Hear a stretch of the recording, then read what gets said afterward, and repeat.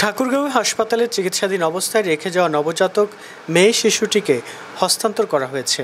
বৃহস্পতিবার দুপুরে জেলা প্রশাসক কার্যালয়ের সম্মেলন কক্ষে জেলা প্রশাসক মোহাম্মদ মাহবুবুর রহমানের সভাপতিত্বে জেলা শিশু কল্যাণ বোর্ডের সদস্যদের নিয়ে এ বিষয়ে এক আলোচনা সভা অনুষ্ঠিত হয়।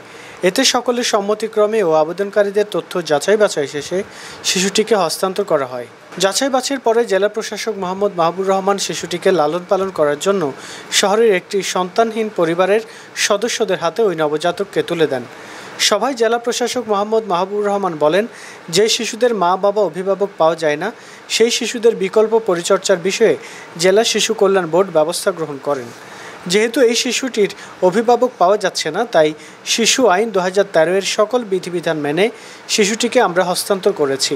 ইতিমধ্যে শিশুটিকে নেয়ার জন্য প্রায় 10 জন আবেদন করেছিলেন। তাদের মধ্যে যাচাই বাছাই করে যে নারীটি হাসপাতালে শিশুটির পরিচর্যার সহযোগিতা করেছেন, শর্ত সাপেক্ষে তার কাছে আমরা শিশুটিকে দিয়েছি। এছাড়াও শিশুটির 6 বছর বয়স পর্যন্ত তার তত্ত্বাবধান করার দায়িত্ব জেলা সমাজসেবা কার্যালয়ের প্রবেশন কর্মকর্তা নাজমুস সাকিবকে দেওয়া হয়েছে। এই সময় উপস্থিত ছিলেন অতিরিক্ত জেলা প্রশাসক সার্বিক মোহাম্মদ সুলেমান আলী, অতিরিক্ত police super crime and ops Mohammad Asaduzzaman, জেলা সমাজসেবা কার্যালয়ের প্রবেশন কর্মকর্তা নাজমুস সাকিব সহ জেলা শিশু কল্যাণ বোর্ড ও প্রশাসনের অন্যান্য কর্মকর্তা এবং বিভিন্ন প্রিন্ট ও ইলেকট্রনিক মিডিয়ার সাংবাদিকরা।